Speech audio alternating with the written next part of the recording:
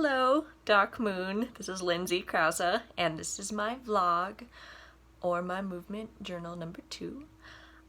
So getting right into it, for the first question about the difference in feeling total commitment and partial commitment, I feel like when I am completely committed, everything else that I'm not directly focused on sort of blurs out, like the background kind of blurs out.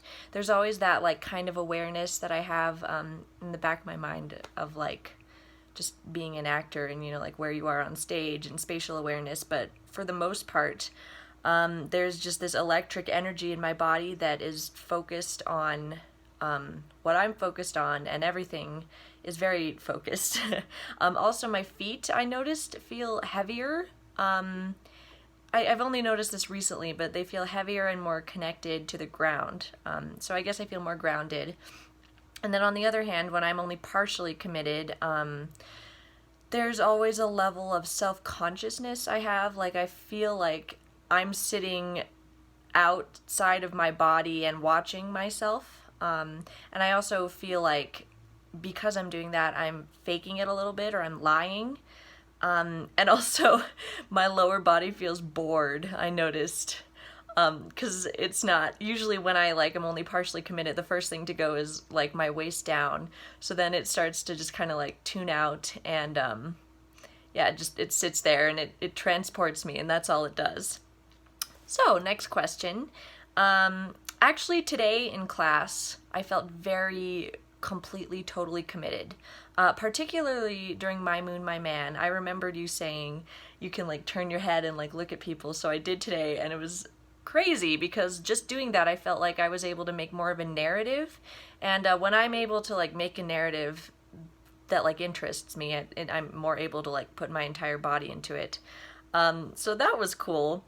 I also just kind of thought about, I turned my body when like I felt the instinct to, and like I changed directions without trying to look cool or interesting, which I don't know that I usually do that, but it was still, I felt more committed to it today than I usually do, so that was very cool.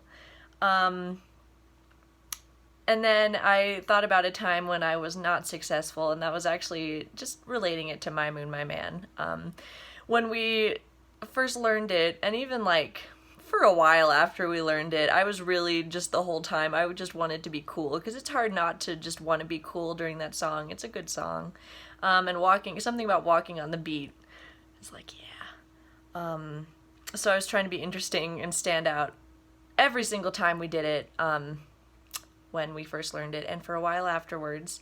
And yeah, just the same thing about like watching myself from like the outside, and it doesn't work. It just makes me feel weird. So for the last question, my definition of work is doing something that you don't want to do but you have to do, like homework.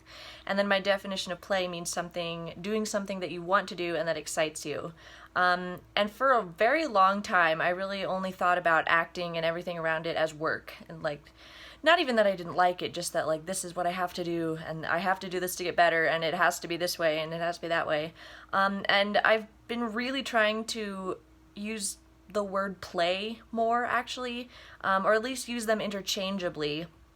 And I noticed I still have a ways to go, but I'm better about this. But I noticed that since I started doing this, I have kind of allowed myself to make more mistakes, and I can push myself more and explore more. Again, I do feel like I have a long way to go, but I think it's a good start, and it's something.